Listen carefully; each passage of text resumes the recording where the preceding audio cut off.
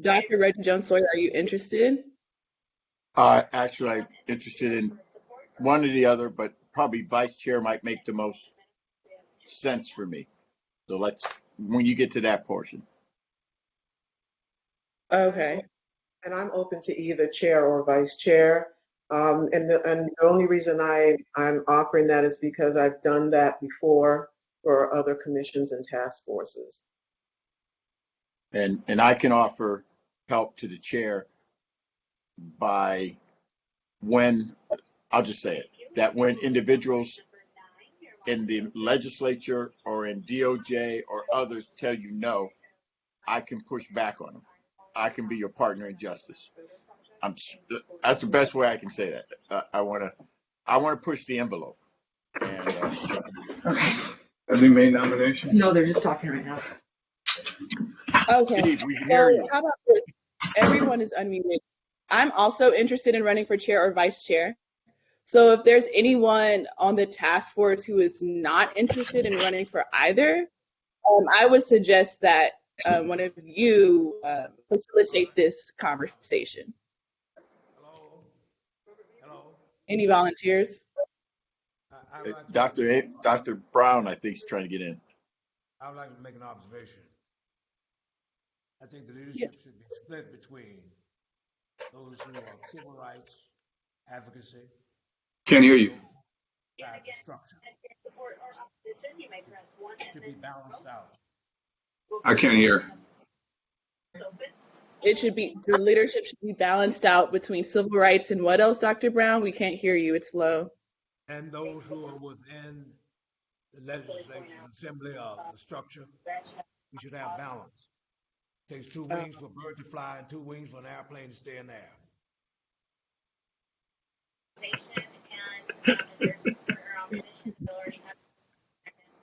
Can you repeat, Camila, what Dr. Brown said exactly? What the split should be? I couldn't quite hear it. Something Between the civil rights community and those who The are legis- in the assembly or the legislature. I agree. Actions to be balanced.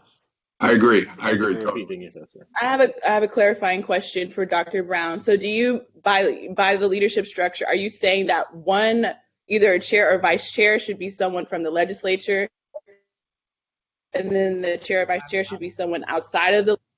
No, what I'm saying is that wherever it comes from, but there should be a balance of those who are, so to speak, inside the system, the legislature, or the assembly. Right. And there should be a person on the outside, the prophet or prophetess, and the person who plays that role of the conscience. Well, I'd like to say, and I think Camila, you could decide, but I'd like to put you forward for one of the positions. I think if we could maybe start with deciding who the two individuals will be, and then we can then take a view as to which role, because they do come with different responsibilities, and I think time demands as well. So that has to be taken into consideration. But I just want to, for the record, say that Camila, I do think that you should be one of those individuals in one of those positions. And I would like to put forth Reggie Jones Sawyer for one of those positions, whether it's chair or vice chair. I would think he kind of like fit what Dr. Brown states. Even though all of you guys are more than qualified to serve in any position here, without a doubt. And I Okay. agree the idea that there should be someone who is part of the legislative body and someone who's on the outside. And it seems that there is an interest on the part of Assemblymember Jones Sawyer. And so I support that as well. And I'm not like, I don't have a vested interest or a strong desire to be chair. I know what that entails, but I just wanted to offer that to get us started. So if there's a strong desire on your part, Camila, to be chair, I'm willing to step back. Yes, there is a strong desire for me to be chair, and I also prepared a statement, if you would like to listen to it at this point in time. And I would say too, I have a strong desire too. Make sure that this ship stays focused on where it ought to be going. And as one of the civil rights movement for 64 years, as one who was a student of Dr. Martin Luther King Jr., I got it all in my blood. Concerned about our people and making sure that we stay on point in terms of delivering sons and daughters of Africa that which rightly belongs to us.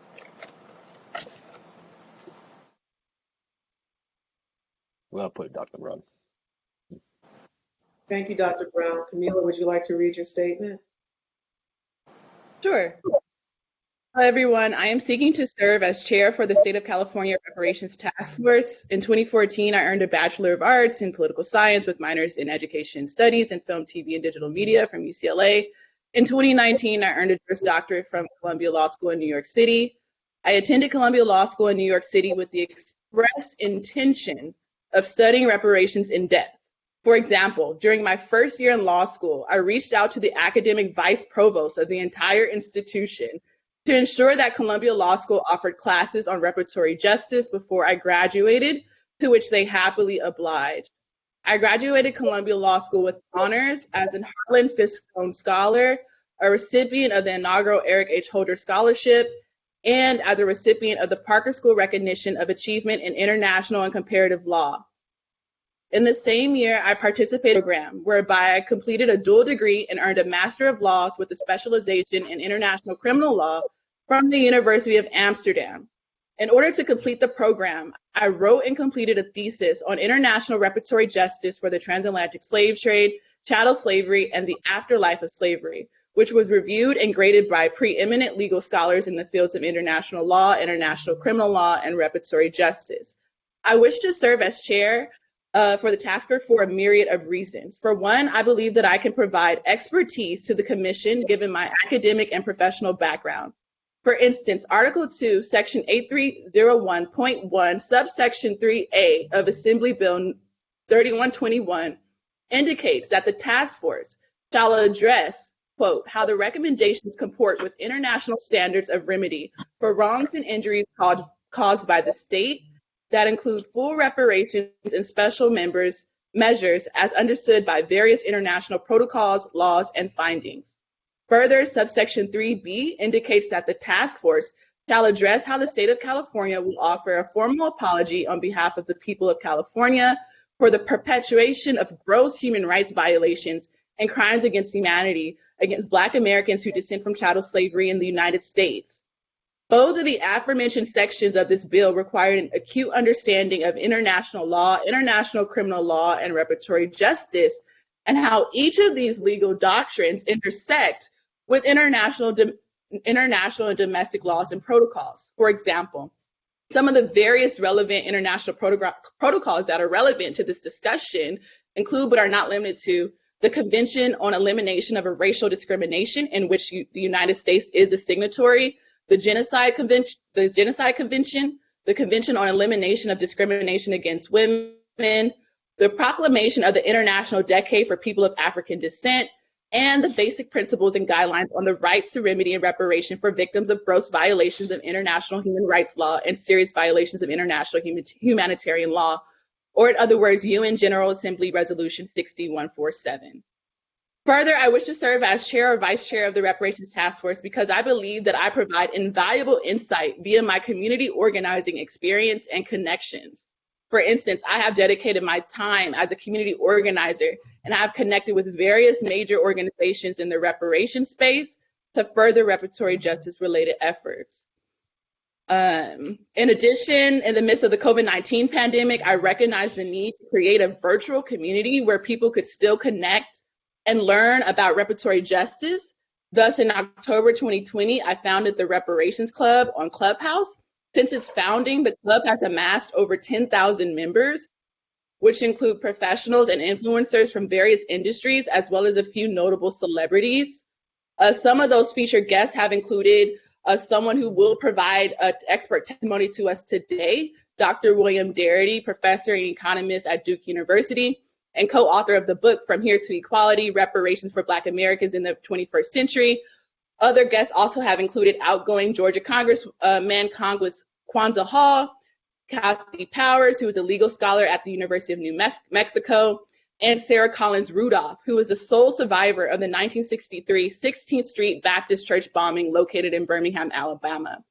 In all, I believe that I am fully equipped and well-rounded, which is evident by my dedication of my academic and professional career to studying, amplifying, and critically engaging in efforts related to reparatory justice for Black Americans who descend from chattel slavery in the United States. Thus, it would be an honor to serve as chair, preferably, or vice chair of the Reparations Task Force. Thank you for your patience.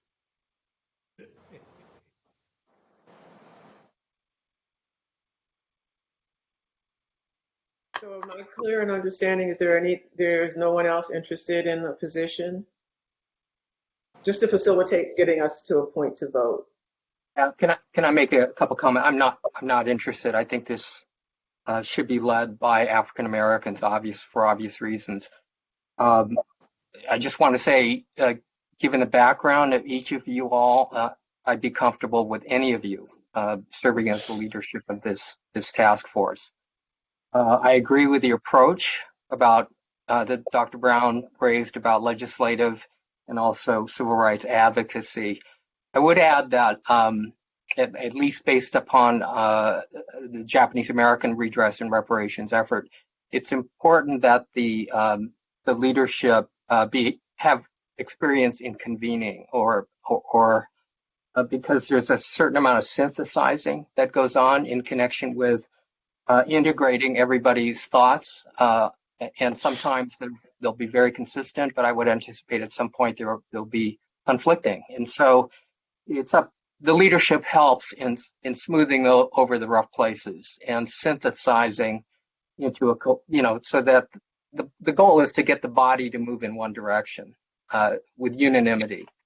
So that's an important skill. As I look at the resumes of each of you, I mean, they're so impressive.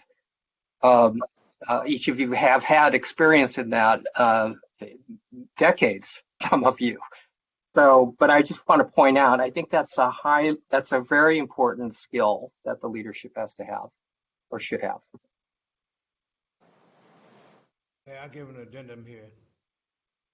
As we're dealing with history, let us remember that when that first gathering was held in 1865, January the 12th, in Savannah, Georgia,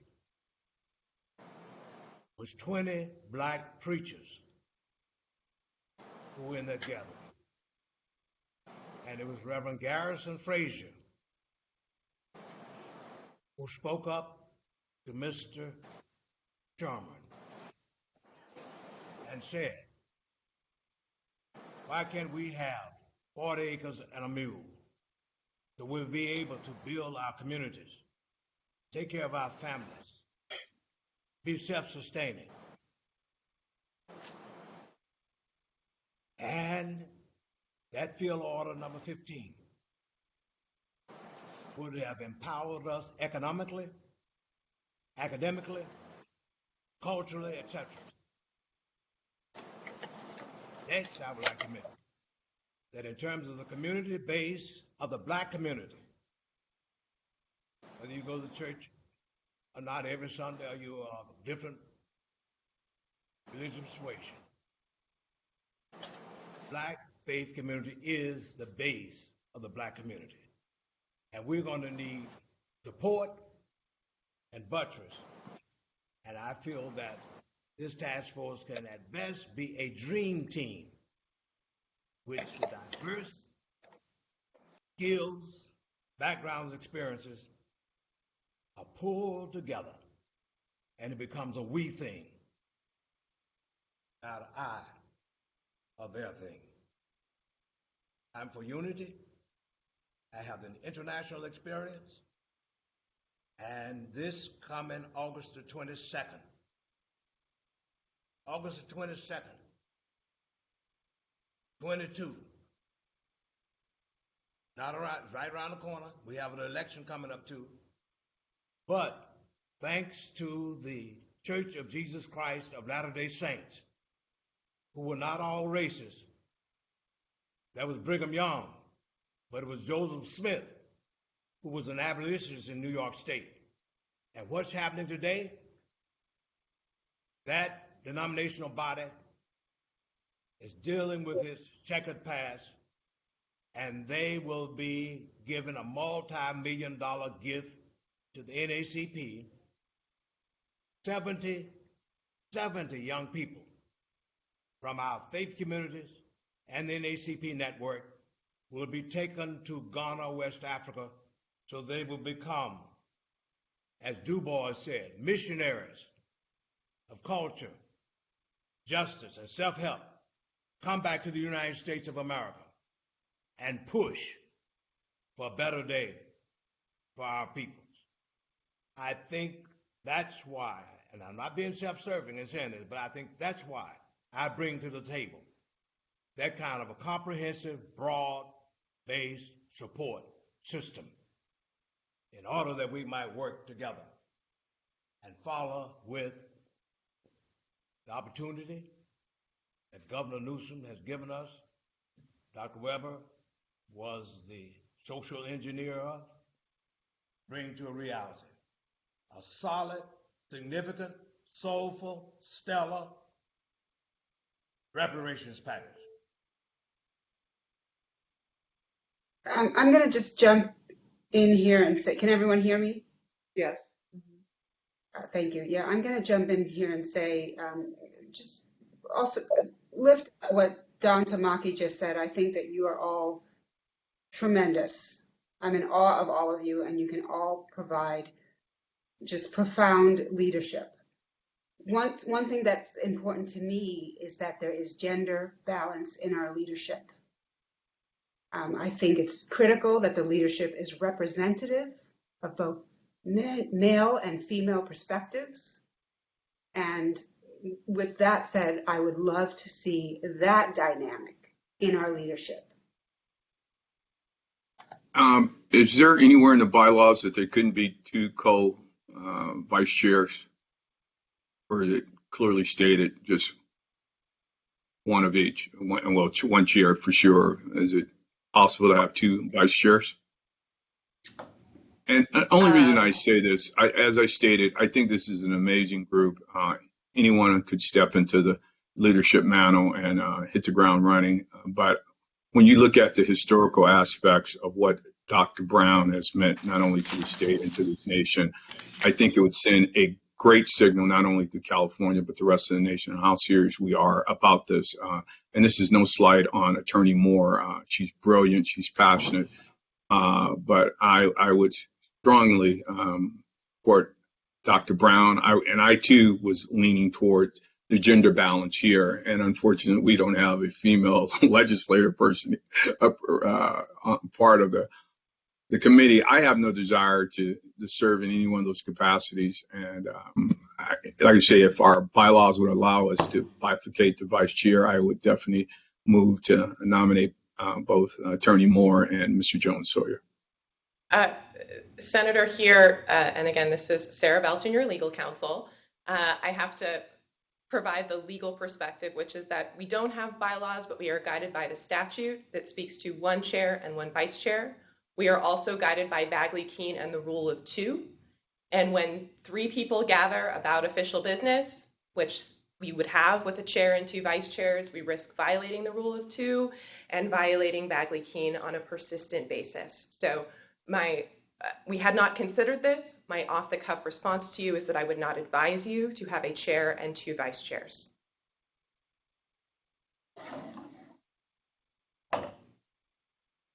Sarah, may I also ask a procedural question? As a task force, are we following Robert's rules? Yes, my understanding is that meetings of state bodies, and here the legislators will be the experts, meetings of state bodies typically follow Robert's Rules of Order, and we should endeavor to do the same. Okay. So then that means that at some point someone will need to make a motion That's correct. I'll make a motion nominating Dr. Amos Brown as chair of the Reparations Task Force.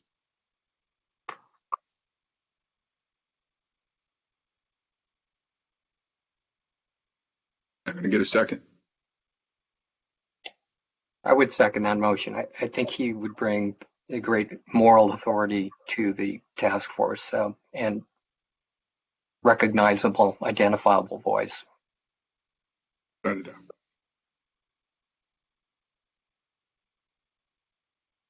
So we don't have a chair at the moment, so how do we advance this motion?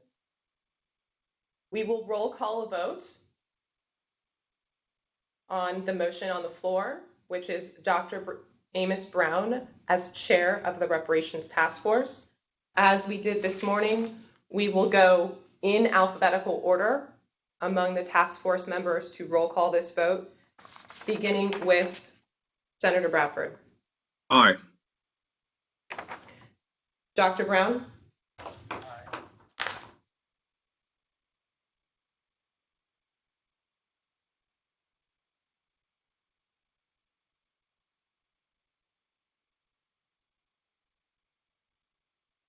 Did we lose you, Sarah? Sorry, Dr. Grills. I didn't hear Dr. Brown's vote, but I'm sure one of my team members did and will tell me. Dr. Grills? Can you hear me? We can Hello? hear you. Mm-hmm. Yes. Aye. Okay, thank you, Dr. Brown. Dr. Grills? No.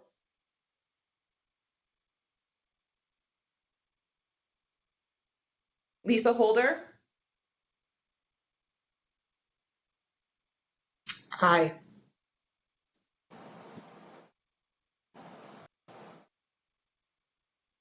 Assemblymember Jones Sawyer? Not voting. Assemblymember Jones Sawyer abstains. Dr. Javon Scott Lewis? Nay.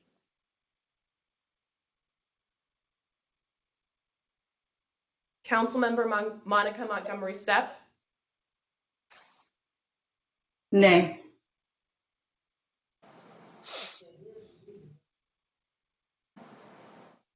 Camila Moore? Nay.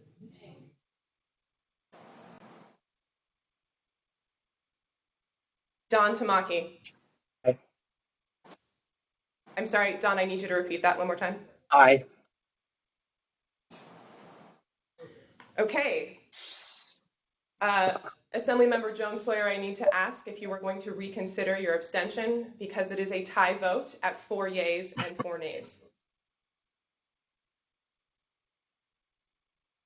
And so your ruling is it doesn't move forward, and you, as opposed to getting another nomination?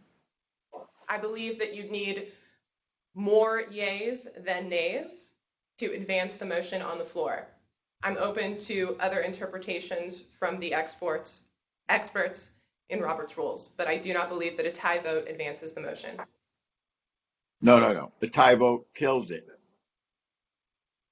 Okay, the motion A tie vote does not kill under Robert's Rule of Order. It does not kill it. What does it do? The abstention follows the majority. The abstention follows the majority.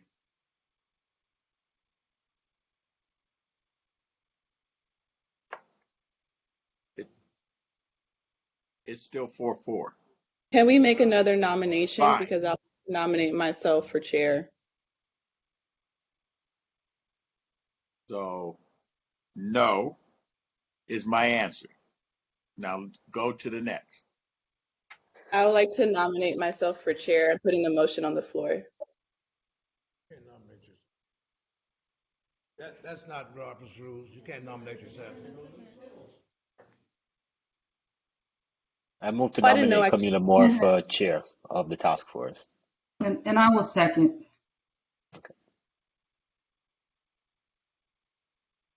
Okay, the motion on the floor that's been seconded is Camila Moore for chair of the task force. We will vote yay, nay, beginning in alphabetical order, again with Senator Bradford. No. Moving on to Dr. Brown. No. Dr. Grills. Aye. I'm sorry, I didn't hear you, Dr. Grills. Yes, aye. Lisa Holder. Aye. Assemblymember Jones Sawyer. Aye. Dr. Javon Scott Lewis. Aye.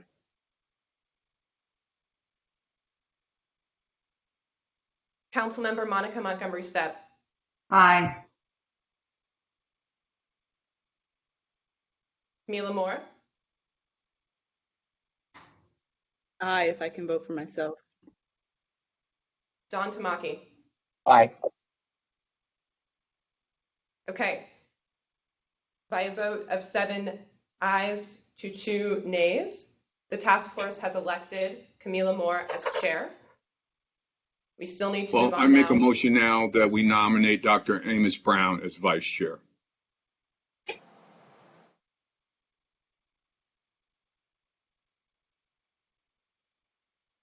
And I second that motion, even understanding the issues that were suggested by the assembly member, that inside-outside balance. But technically, our assembly member is inside and is a part of this task force, so could still perform the tasks that might be needed. You have 2 members that could fill that role. So yes, I'm fine with Dr. Brown as vice chair, if that's the will of the body. Okay, so their motion on the floor with a second is Dr. Amos Brown as vice chair of the task force. We will proceed to vote. Senator Bradford. Aye. Dr. Brown. Aye. Dr. Grills. Aye. Lisa Holder. Aye. Assemblymember Jones Sawyer. Not voting. Assemblymember Jones Sawyer abstains. Dr. Javon Scott Lewis. Aye. Councilmember Monica Montgomery Stepp. Aye. Camila Moore. Abstain, not voting. Camila Moore abstains. Don Tamaki. Aye. Okay, by a vote of 7 to 0 with 2 abstentions, the task force has elected Dr. Amos Brown as vice chair. We will now pause in case the chair or the vice would like to make brief remarks, having assumed a leadership role. Hey, this works. I would just like to thank the task force and the community for your support, and I'm looking forward to chairing the task force. Thank you. I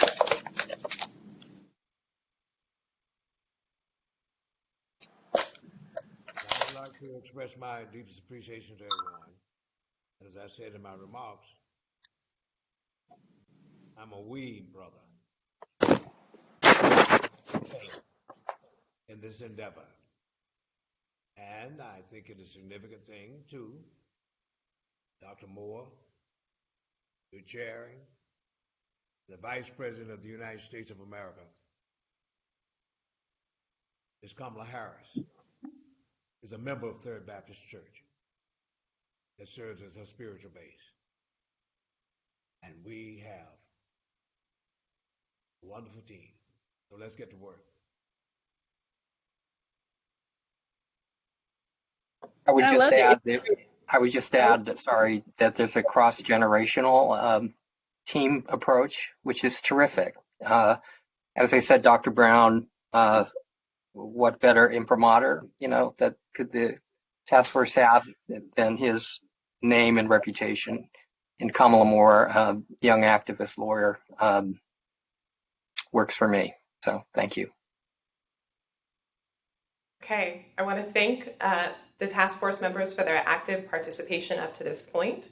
We will be muting your videos and your audio for our expert presentation, which is coming up next.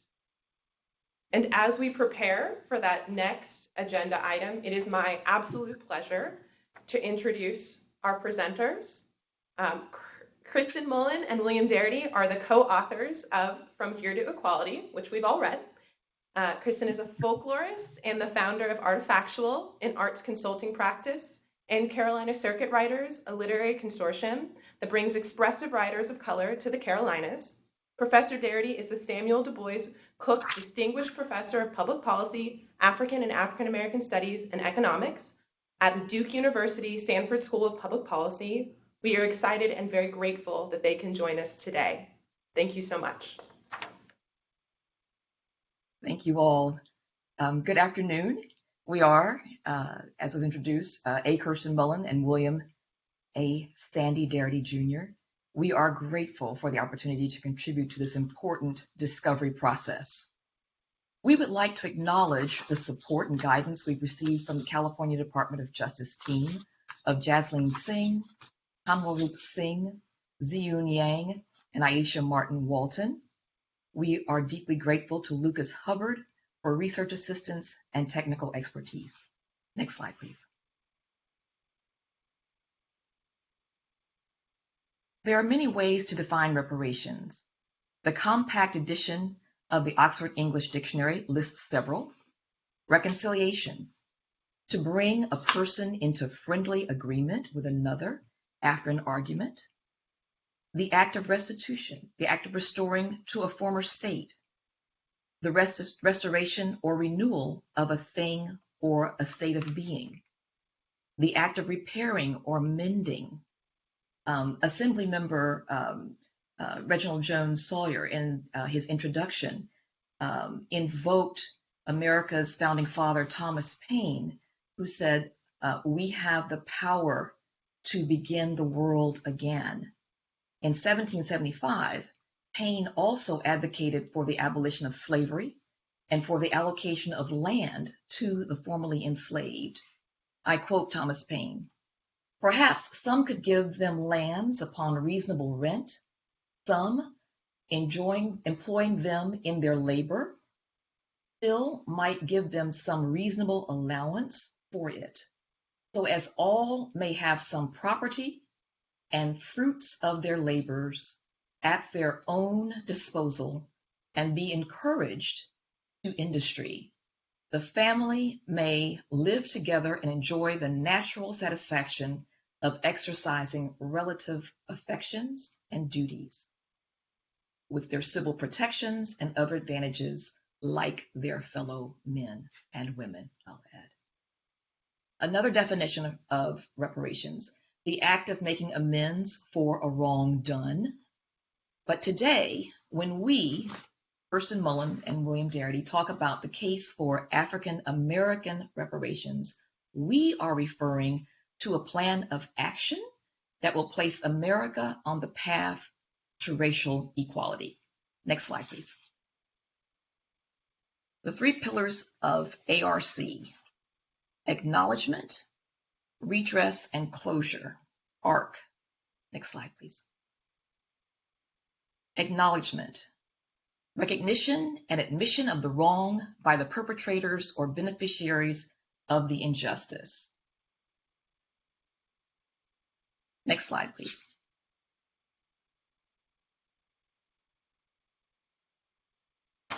Excuse me. The responsible party, the one that has done wrong, is said to be culpable. They must publicly state and admit they are aware of the harm they have done. Within the past week, on 28th of May, Germany acknowledged its role in the Herero Nama genocide that took place in Namibia between 1904 and 1908, and indicated it would pay $1.3 billion in restitution. At least 75,000 people were murdered. In 2020, Germany offered $11.7 million in reparations, which was rejected by Namibian President Hage Geingob. Angela Merkel's spokesperson clarified the country's response in current time, saying the funds would be utilized to develop districts where descendants of the victims resided and will not take the form of reparations payments to individuals. This is a gesture of reconciliation, they maintain, but not legally binding reparations. It appears that the Namibian government may not accept this current offer either, which comes to about $2,680 per member of the Herero Nama communities. Germany has yet to acknowledge the genocidal acts it committed in modern-day Tanzania during the Maji Maji Rebellion of 1905 to 1907. Another example is the genocide of nearly 500,000 people in Uganda under Idi Amin from 1971 to 1979. Next slide, please. Next slide, please.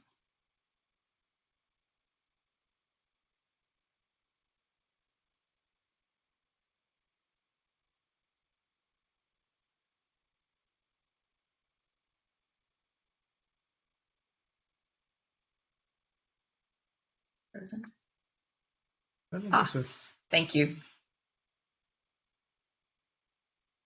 So redress, I believe we skipped a slide.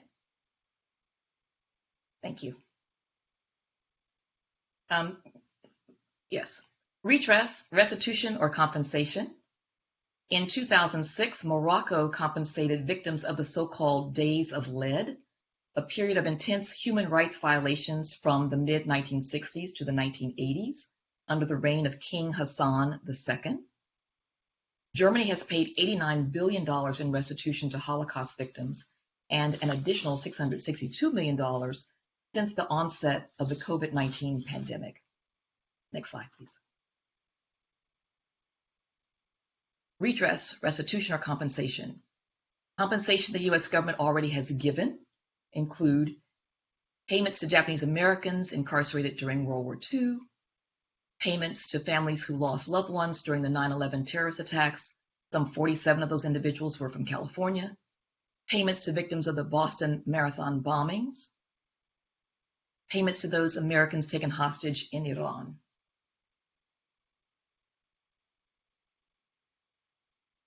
Next slide, please. Japanese American reparations. 82,219 Japanese Americans who had been unlawfully interned received the uniform payment of $20,000. And a letter written here by Ronald Reagan included a formal apology admitting the U.S. government's decision to incarcerate Japanese Americans during World War II was illegal. Next slide, please. So redress, one American approach.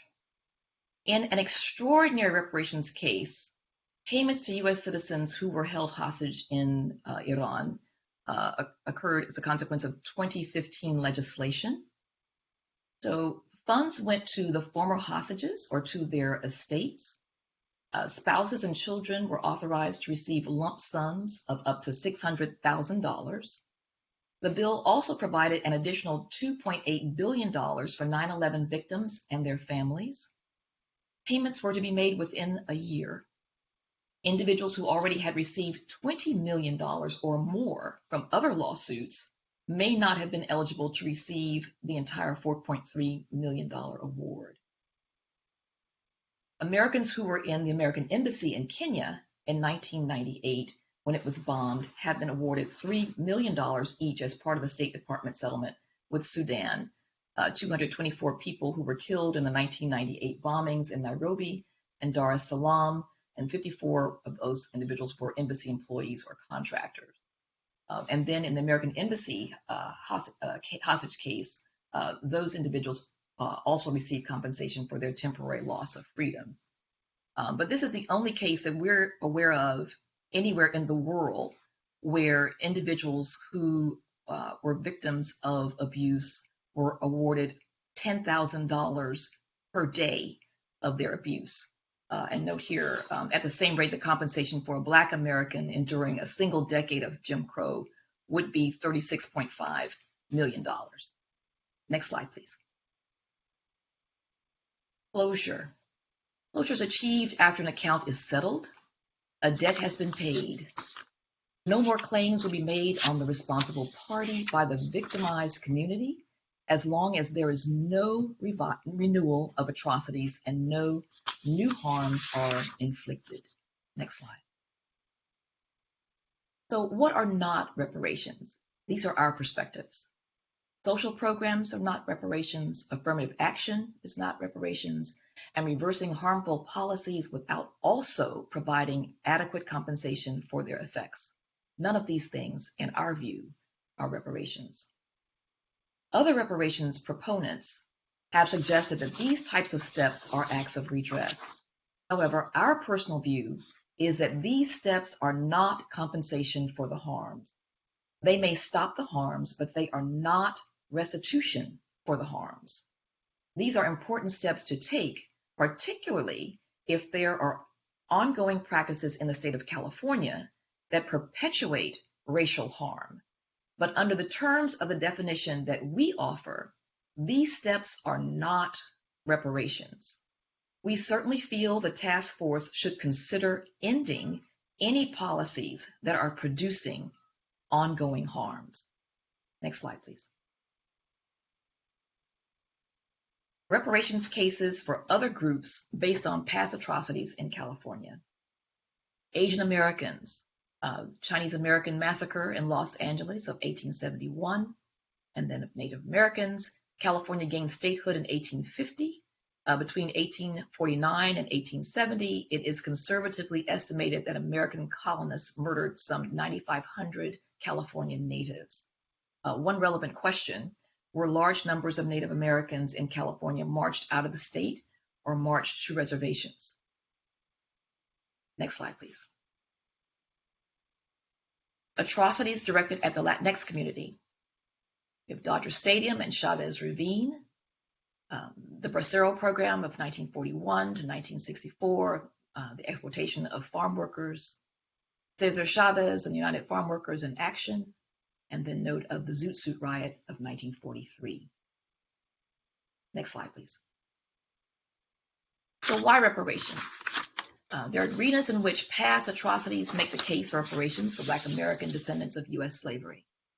The institution of slavery, racialized terror, political participation, voting rights, accumulation of wealth and banking, employment, housing and segregation, environmental justice, education, health, criminal justice, arts, culture, sports. These are the topics that will, and family. These are the topics that will be discussed in this and subsequent hearings that you will be hearing from experts and also from scholars as well. Next slide, please. So I would like to tag team with Kirsten now and begin the discussion of a variety of instances in which state governments have provided reparations for atrocities. And this first slide involves the case of the massacre that took place in Rosewood, Florida in 1923, which the state of Florida eventually in 1994 approved $2.1 million for living survivors of the massacre. Ultimately, a very small number of the individuals who were victims of this horror received any sum of money whatsoever. I think we estimate now it was about 13 individuals who actually did receive some funds from the reparations plan. But this is an instance in which one of the massacres, and there were upwards of 100 of these that took place between the end of the Civil War and the 1940s, the most notable, perhaps, the Tulsa Massacre. When these occurred, there has been no instance of any form of reparative justice, with the exception of the Rosewood case that we are aware of. In the next slide, please. There is also the example of I think we're missing some slides. There's a North Carolina slide and there's a Virginia slide, I believe. Okay, so this is one of the Virginia slides. And in the case of Virginia, there was an instance in which the school board in Prince Edward County chose to shut down the entire school system rather than undertake desegregation. As a consequence, for upwards of 4 years, there were significant numbers of young people in the community who were denied the opportunity to go to school at all. In 2004, Virginia established a $1 million fund with matching resources from John Klug to pay up to $5,500 in tuition at a state university or for K-12 instruction for any resident harmed by the school closing in Prince Edward County in 1953. Eligible recipients would have been between 53 to 71 years of age when the fund became available. Past the age, most would have contemplated finishing high school or attaining a college degree. According to Darrell Burnett II, only 88 people out of the thousands, upwards of 7,000 who were eligible, were able to take advantage of the fund. And in addition, and may I have the next slide? Okay. Perhaps the previous one. We're getting like that. Okay. Well, I'll come back to I'll come to California now. I will mention that Virginia also had a history of eugenic sterilization and provided compensation of $25,000 to living survivors of their program. This is similar to what was undertaken in North Carolina earlier, where North Carolina provided a fund of $10 million to living survivors of the state's eugenic sterilization program in 2014. However, in both cases, the capacity to receive funds were dependent upon there being a fixed and detectable record from the state's respective eugenics boards. And if that paperwork was not present, individuals could not receive compensation. So in the North Carolina case, only 220 recipients out of several thousand victims were able to receive any form of compensation. Now, the reason we have the slide for California is because California is another state that conducted a eugenics program. By 1920, in fact, California was responsible for 80% of forced sterilizations in the United States. But there was no form of compensation that has ever been provided for the eugenic sterilization program that was conducted in California. There's also evidence that the eugenic involuntary sterilizations are still taking place in the California prisons. So when the government creates laws that make discriminatory practices legal, it creates a system of harms that must be addressed by reparations. In addition to providing restitution in the form of a monetary compensation, it also must draft new social policies to eliminate these racist practices. Could we have the next slide, please? Yeah. So we have a number of instances in which some form of action has been taken to engage in atonement, but it is not comprehensive, and so it doesn't fulfill all of the characteristics of reparations. So some have argued that Germany, despite the fact that they made monetary restitution to the victims of the Holocaust, some have pointed out that Germany has actually never provided an apology. So this would be an example of redress without acknowledgement. The Australian Parliament has made an apology for its stolen generations, which was the capture of the children of indigenous families and their transfer into forced adoptions by non-indigenous Australians. But there has been no clear act of compensatory justice that has taken place. So this would be an instance of acknowledgement without redress. The Chilean judiciary apologized for the atrocities, including disappearances under the Pinochet regime, Pinochet's amnesty law effectively insulated the military regime from retribution for even the most brutal and horrific human rights violations. So again, since no compensatory scheme was established for victims or their families, this is another instance of acknowledgement without redress. And then a final instance that I'd like to point to in our conversation is South Africa's Truth and Reconciliation Commission. There has been no significant act of compensatory justice that has followed the Commission's deliberations and report. In addition, the term reconciliation itself is problematic because it presumes that there was some point of conciliation prior to the act of acknowledgement. And in cases like South Africa or the United States, I doubt if we can accurately claim that there was some point of racial conciliation that we are trying to go back to. Next slide, please.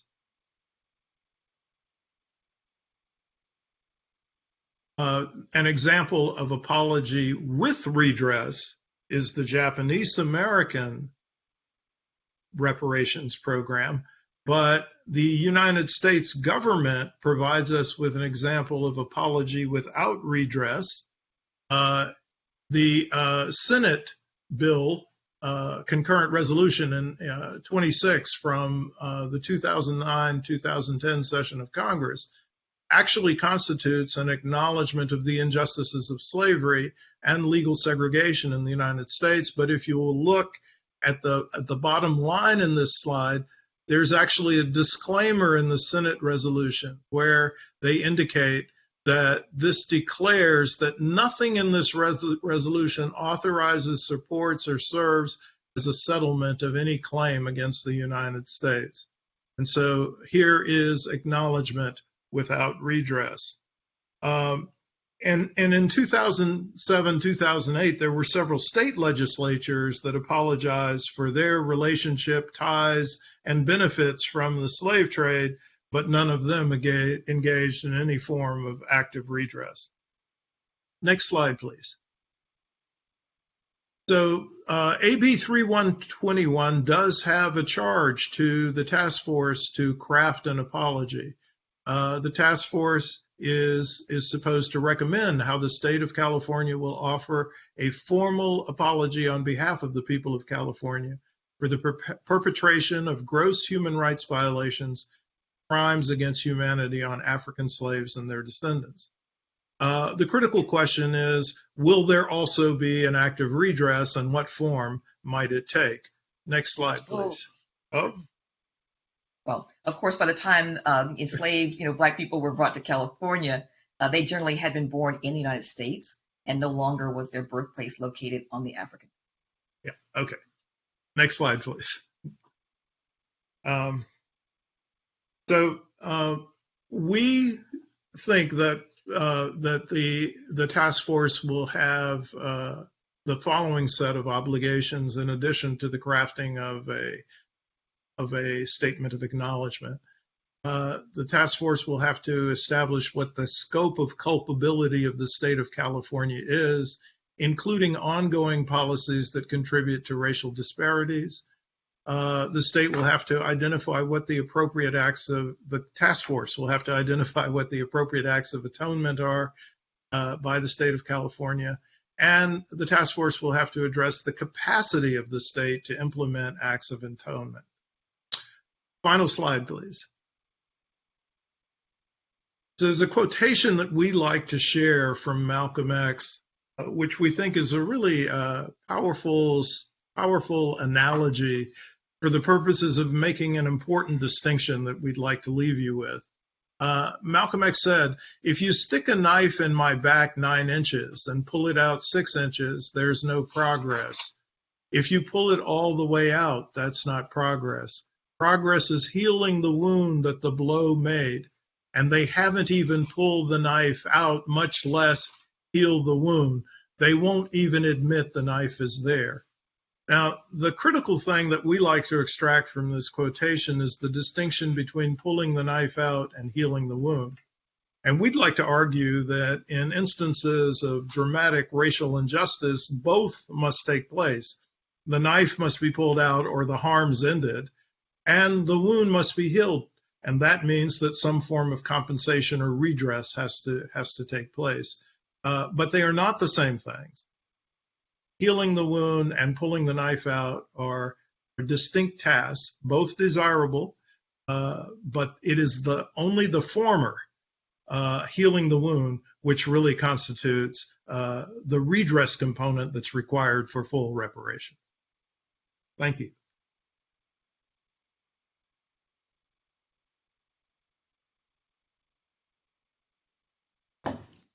Thank you very much for those remarks. And for our entire audience and our task force members for listening to that expert presentation. We will now be taking a break until 1:30 this afternoon. Again, we will be breaking until 1:30. After the break, we will be continuing with the meeting and a discussion and presentation on meeting and hearing logistics. All audio and video will be muted during this break. And again, we will return from the break at 1:30. And we look forward to seeing the task force members at that time. Thank you.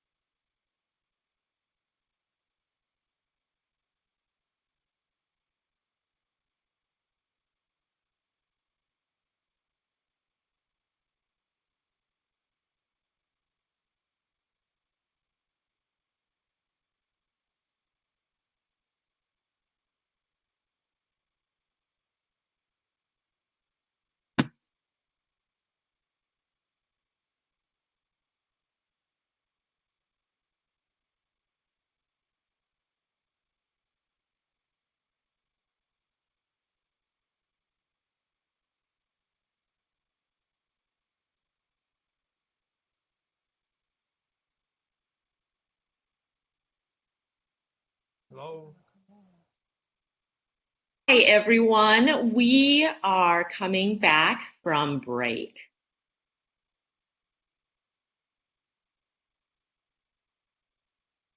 We will be getting started very shortly with a presentation of task force logistics.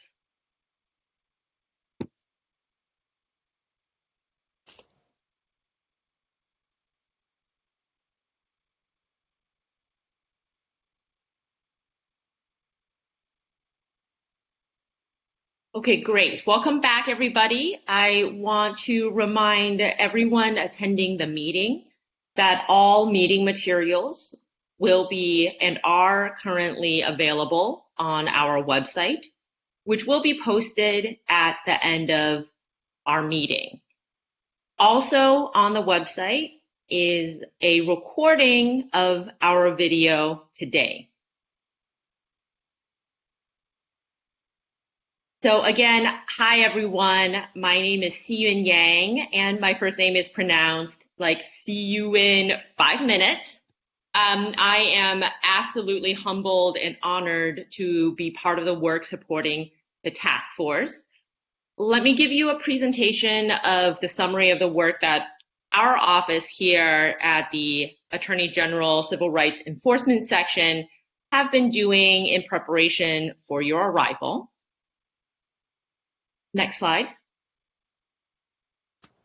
So our team has been conducting extensive background research, and based on that research and in consultation with experts, we've come up with several recommendations. So let me walk you through those recommendations. They will be on the report structure, a public hearing structure and set of topics, our work with experts, potential information requests, and then at the end of my presentation, I'll take you through a potential outline of our next hearing, which will likely be in August. So after every topic, I'm going to pause and ask Chairperson Moore to lead us through a discussion and vote on each recommendation. So as I mentioned, our team here at the Attorney General's office have been planning, researching, and consulting with experts since last November. We really wanted to give the task force a running start on the incredible amount of work that is ahead of all of us. So we have drafted detailed report outlines, and we have also mapped out a potential set of 10 meetings over the next 2 years. So as my colleague Roop had mentioned earlier today, AB 3121 gives us 10 meetings, public meetings, and given the amount of material that needs to be presented to the public, we really wanted to make sure that we were using these 10 meetings in the smartest and most efficient way possible. Next slide. So based on our research and expert consultations, our staff here strongly recommends that the task force publish its report in 2 parts. So this is primarily to make sure that we are comprehensive in dealing with the enormity of the task force, the work before the task force. And let me take you through the details. So again, there's an enormous amount of scholarship to summarize, and we also need to be able to have ample time for all 9 task force members to review and provide feedback on the report and to incorporate comments and move through the report towards publication. We are aiming for a first draft of the report by Thanksgiving.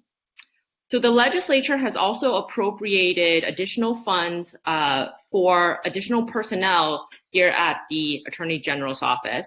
But the earliest that we can access those funds is July 1, 2021.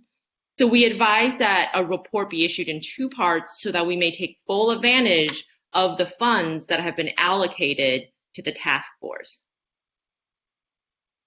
So we're aiming for part 1 to be published by June 1, 2022.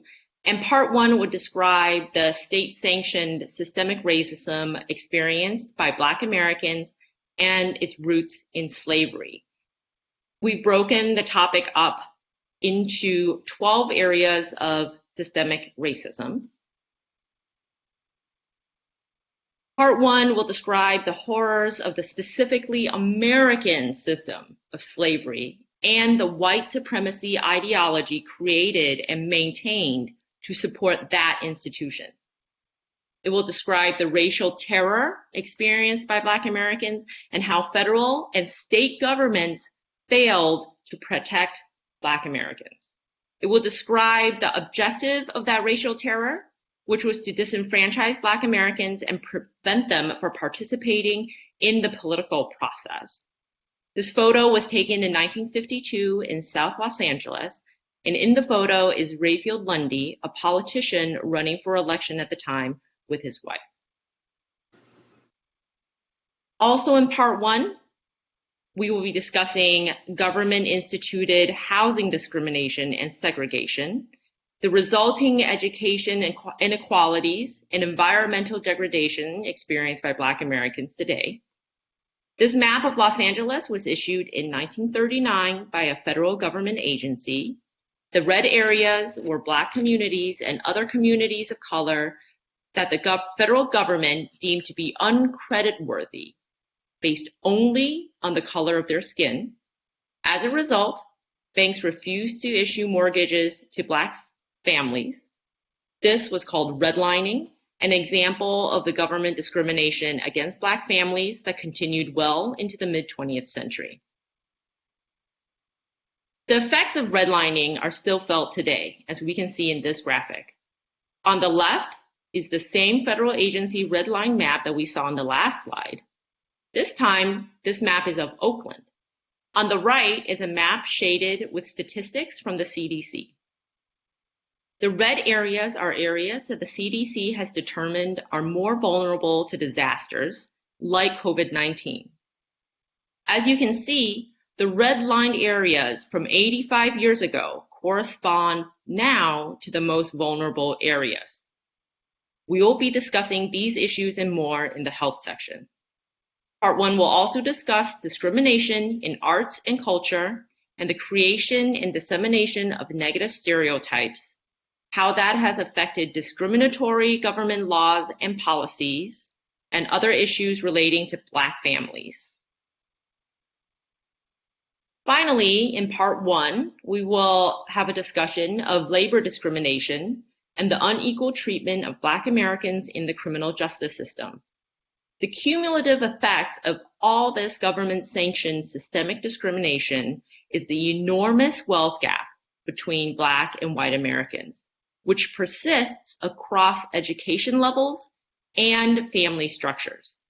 For example, the median household net worth of a two-parent Black household is 1/10 that of a two-parent white household, and less than half that of a single-parent white household. So in each section, we're going to aim to cover the situation at the federal level and at the California level. Because even though this is a California-focused task force, it would be impossible to understand what is happening in California without a national background. And as we have had all our focus on part 1, our team plans to move to researching part 2 once a working draft of part 1 is completed in the fall of this year. And based on our preliminary research and the legally mandated sections of AB 3121, which my colleague Roop described earlier, we have identified these potential areas for part 2.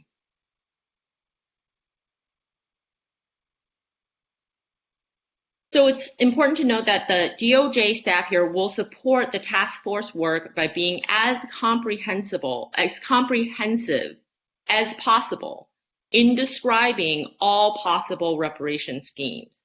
And this will include a discussion of both domestic and international examples. The task force will choose among these options or craft new and creative solutions for a reparation scheme for recommendations to the legislature, but our staff here at the Attorney General's office hold no opinions on recommendations. And so report part 2, the recommendation section, will likely include what reparations would be for, a state versus federal program, how reparations would be calculated, and how it would be administered.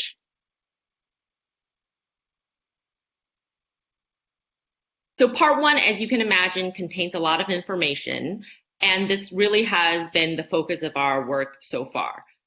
There are numerous advantages to a report in 2 parts. It will allow us to be as comprehensive as possible.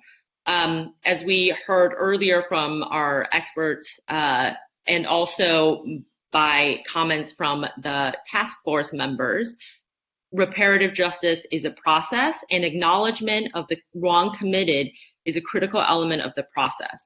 And so it is vital that we comprehensively and with particularity describe the wrongs committed by the American government at the state and federal level against Black Americans.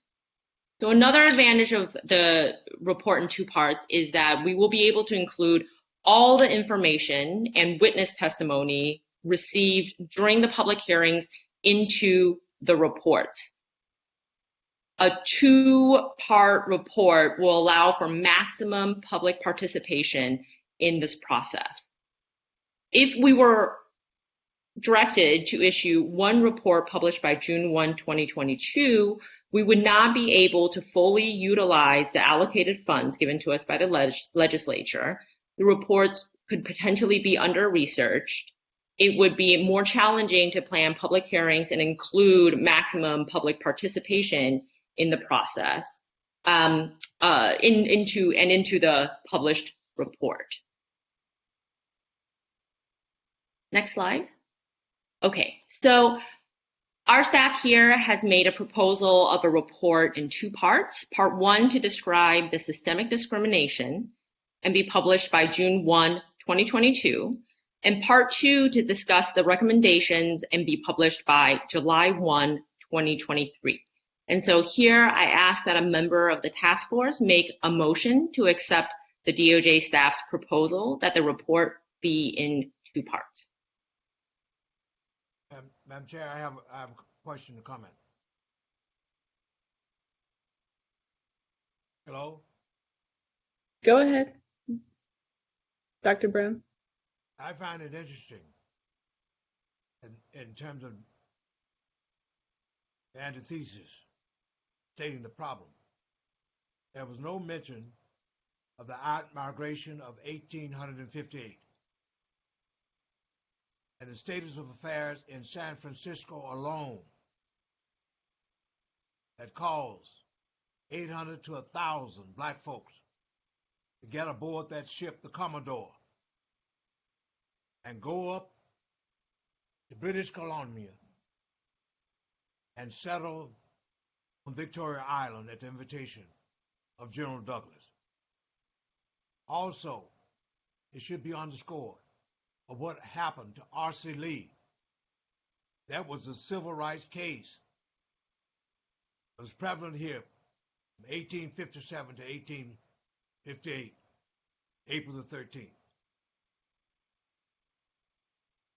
In addition to that, nothing's been mentioned about the contribution of the Immigration Department in terms of setting quotas. People to come to America from Asia and other countries over against Africa. Not mentioned anywhere. And that is a form of discrimination and setting Black folks up for internal struggle vis-a-vis the Ethiopians, the Eritreans, Ghanaians, Nigerians. We must state the case about what immigration has done, and we must not leave out the problem of 1858.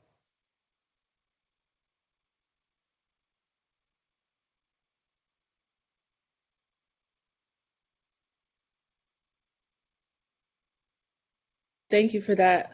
I guess someone could lead with the motion, but I also, had a question.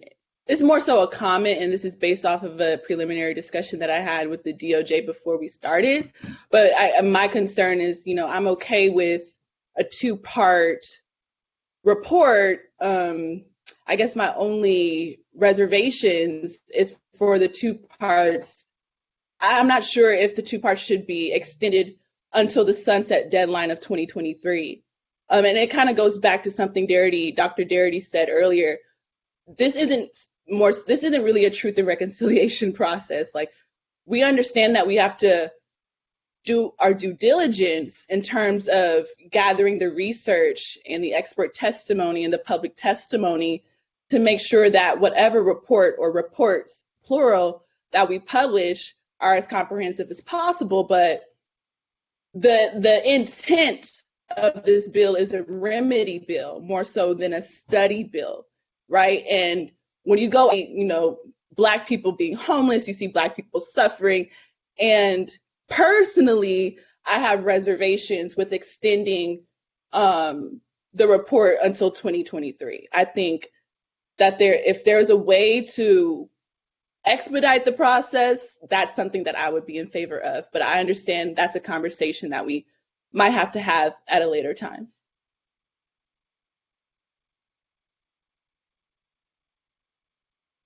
Can you please restate what's on the floor so that someone can make a motion? Absolutely. So we are asking the task force to consider our proposal of issuing a report in two parts.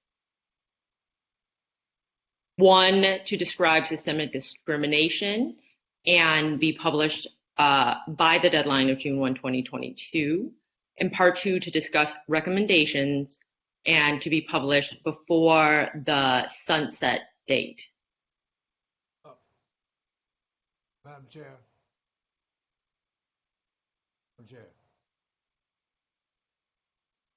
Go ahead. You can just talk. You don't have to call my name at this point. Go ahead, Dr. Brown. Leave in order. You got to recognize the chair. Thank you. I appreciate it. Right, always. Thank you, ma'am. My concern is, do we have to spend a whole lot of time collecting data? This is the fierceness of the urgency of the now. I hope that the task force would say, we don't need no more deep studies. We just need the basic facts. We should spend the majority of our time dealing with the solution, not defining the problem. We've had all of these reports going back to Du Bois in 1903, 118 years ago. Problem of the 20th century would be the color line. Garner Myrdal wrote The American Dilemma 77 years ago. Then, in the wake of what happened to Rodney King, you had Hacker's book, Two Nations, Divided, Hostile, Unequal. We had the Kerner Commission report. And in addition to that, in addition to all of that, you still have people saying, we don't want to go back to slavery. That's what McConnell said the other day. They don't want to even hear about the problem. And I think we do ourselves a disservice to spend a whole year working to define a problem that we already know exists. Madam Chair, I'll just, if I could jump in here very quickly. I agree with what has been said. Also, we are very blessed to have Chair Moore and Vice Chair Dr. Brown as the helm of how we're going to move with urgency. So I would go ahead and put the motion on the floor to move staff recommendation to split the report into two parts, just with if we need to come back and monitor that, I think we should. If we are, moving, obviously you're going to be pushing staff to move with urgency. So I think I'm comfortable with that, with what's put forward, and also with the chair and vice chair that we've chosen. Second.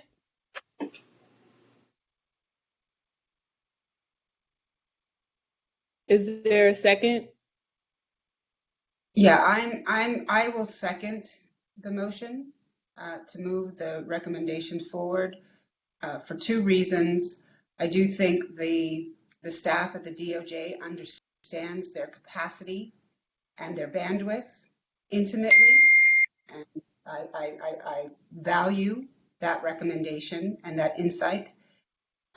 Secondly, I believe that any of our recommendations, because they are the first of their kind, are going to be under not only tremendous public scrutiny, but eventually rigorous legal and judicial scrutiny. So it's going to be critical that we dot all of our I's, cross all of our T's, and do a comprehensive study. We know it's out there, we know it exists, but we need to get it down, documented on paper. And I respectfully disagree with Madam Chair that this is not a truth and reconciliation process. When Dr. Gross talks about healing, part of that process is uncovering the truth. When you've been gaslighted for 400 years, truth is critical, right? And so a meticulous foundation that uncovers the truth is what is needed in this process. And so I agree with the recommendation to have a substantial process of uncovering and revealing the truth, and bifurcating it into a 2-year process. So I second.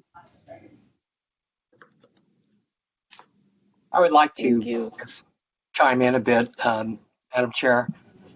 Your points are well taken, as with Dr. Brown. And just in the spirit of thinking out loud, and far be it from me to tell leaders of the Black community what they should and shouldn't do. So I want to be very respectful of that. But again, some things with the Japanese American reparations experience are applicable, some are not. But one thing we did learn was the power of persuasion in doing a meticulous report. And while you all know what the history is, most Americans overwhelmingly do not. They have no idea of the horror that went on. And while there have been many books and treatises and reports, and you're right, Dr. Brown, Kerner Commission report, I mean, it's so relevant today, and yet it was written so many years ago. At the same time, it's a new day. It's a point of inflection. Country is in a racial reckoning, and now is the time to educate the public. And when that happened with Japanese American redress, I have to say, even our own community did not know how bad things were because people did not talk about it. And the stories they told in a very human way, the emotional impact of that was enormous on the public. So I agree with you. The issue is about remedies, Madam Chair, in the end, but to get there is persuasion. And ultimately, California is one level, but on the national level, we're talking about ultimately passing HR 40 and developing the consensus behind that. And so we need to get to that mass in the middle. At least that was the experience of Japanese Americans. So I think there's a value in bifurcating this into two parts and really doing a comprehensive thing with the idea that this will be a model for the nation. And so I want to second what Lisa Holder just said. I think that was a point that resonated with me. At this point, and so as not to get too far from the motion that is currently on the floor and has been seconded, we will move to a vote, understanding that the members may want to engage in other discussion. The motion on the floor is to accept the recommendation of DOJ to have the report issued in 2 parts as previously described by my colleague. It's been brought by Councilmember Montgomery Steppe and seconded by Lisa Holder. We're going to vote again in roll call order by last name alphabetically. Senator Bradford. We'll come back to Senator Bradford. Dr. Brown. Yes.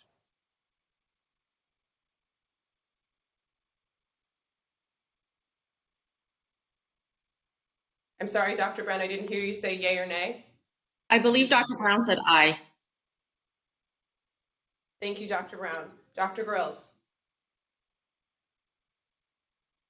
Dr. Grills, you're muted. Sorry about that.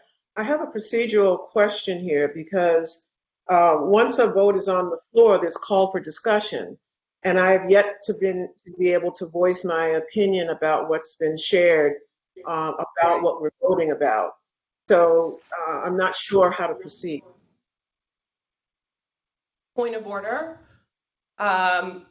Because the motion has been made, I feel like it should have been voted upon, but we will hold the motion pending further discussion from the task force if that is what the chair thinks is appropriate.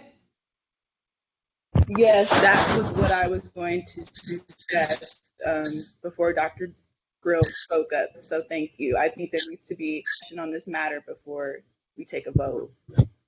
So go ahead, Dr. Grills. Okay, thank you. So I do appreciate the comments that have been made that we have, in fact, investigated this issue to death.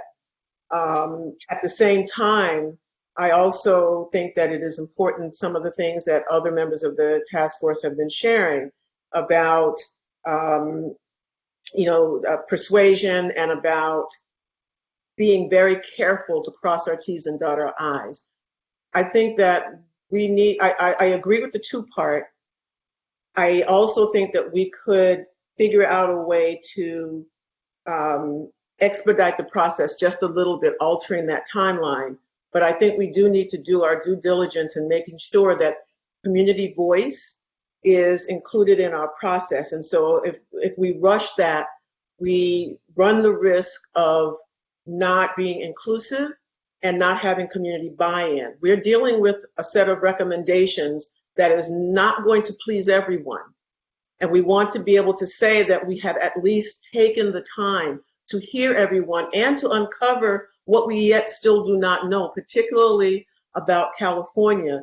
Last week, I just at the last minute found out about a webinar being held by African Americans in Contra Costa County where they were, quote unquote, exploring reparations. I was so glad I went to that because I heard things I had never heard that would have not necessarily crossed my radar that I think would need to be factored into our deliberations. So we want to make sure we take the time to do that work while balancing out the urgency of the moment. Should I just jump in or do I raise my hand? How are we doing this?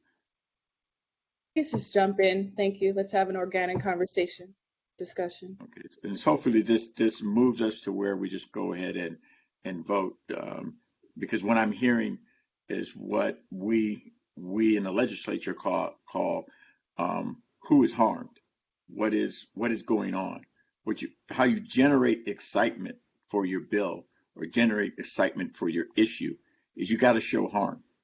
And we've known for decades and decades, there have been books written by Black scholars, white scholars about slavery. And it wasn't until the emotional movie of Roots in the 70s that all of a sudden we Black folk wanted to go back to Africa. We wanted to explore our history. We wanted to know what was going on. But most important, we really never really understood the horrors of slavery until it visually slapped us in the face and took hold of us. Sometimes you can't get that in a report. So it is very, very, very, very important to have accuracy, cross our T's and dot our I's. But we do have to convince the community, even Black people, that the harm that was perpetrated on us was so detrimental, so significant, that whatever we say in part two, as far as making us whole, I'll use the term making us whole, that people just nod their head and go, yes.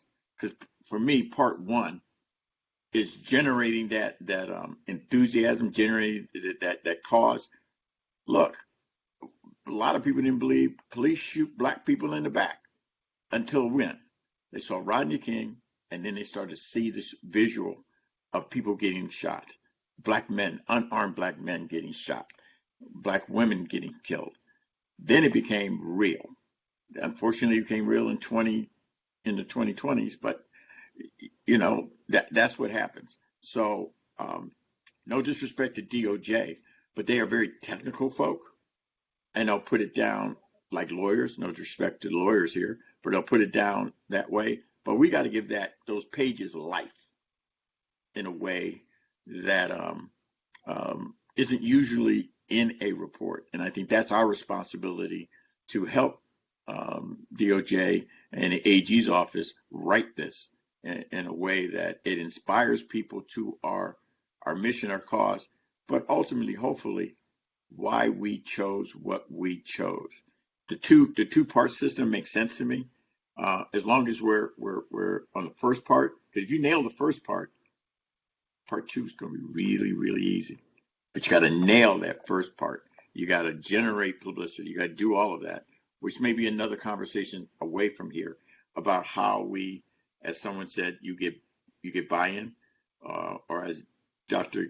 Grills just said, I went to a meeting, heard some things that I might incorporate. Well, guess what? That group she went to, they now may be engaged or even have buy-in because she used just one piece of what they wanted. People want to be heard on this, and people want to be heard. They at least believe that they've been heard and that what was said was important to them. That's why I asked about us being able to hear from other people outside of this. And I still have some doubts about how we can have a full conversation with everyone in the state and beyond. But I will work with you to work on that. So I'm an aye. So let's hopefully we can move forward. Okay, great.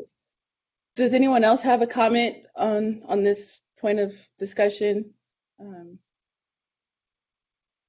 Okay. I also just wanted to just correct and clarify. It's not that I'm saying that this isn't about truth and reconciliation, right? All I'm saying is that this project is much more than truth and reconciliation. Truth and reconciliation is a part of this process, but it shouldn't necessarily be central to this process. And back to Dr. Darity's point with the example of, let's say, South Africa, right? They came up with their own Truth and Reconciliation Commission after apartheid, but 20, 30 odd years since apartheid, right, the Black majority still has considerably less wealth and power than the white minority. And so, like I said, more than just truth and reconciliation, even though that is a very important part of this project. Okay, thank you. At this point in time, let's just take a vote. For those in favor, well, let's just go in order of my screen. The vote, actually, let me take it to the DOJ. The DOJ can say the question and then take the vote. Okay, so again, the motion on the floor that's been presented by Councilmember Montgomery Steppe and seconded by Lisa Holder is to accept the recommendation of the DOJ to do the report in two parts as has been presented to the task force thus far. We previously began the roll call, so we will start again. Apologies and thank you for your patience with Senator Bradford. Okay, we will come back to Senator Bradford. Dr. Brown? Aye. Thank you, Dr. Brown. Dr. Brown is an aye. Moving along, Dr. Grills.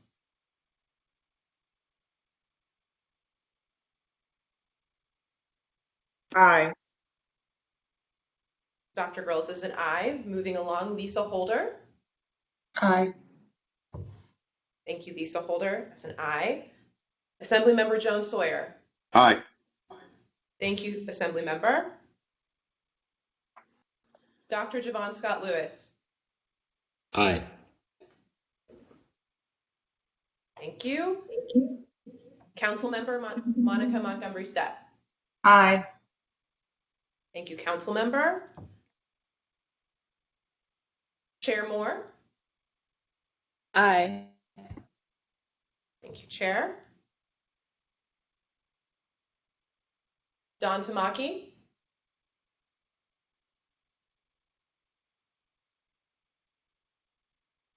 One more time, sir. I didn't catch you. Aye. Yes. Thank you very much. By a vote of 8 members present with yeas, that motion carries. Thank you all for your patience and your discussion. Siyun. Thanks, Sarah. So next in the presentation is a plan that our task force developed with the objective of maximizing our limited resources and using the 10 public meetings in the most efficient way possible, with a particular objective of what Member Jones Sawyer had just, and others on the task force had highlighted, which is to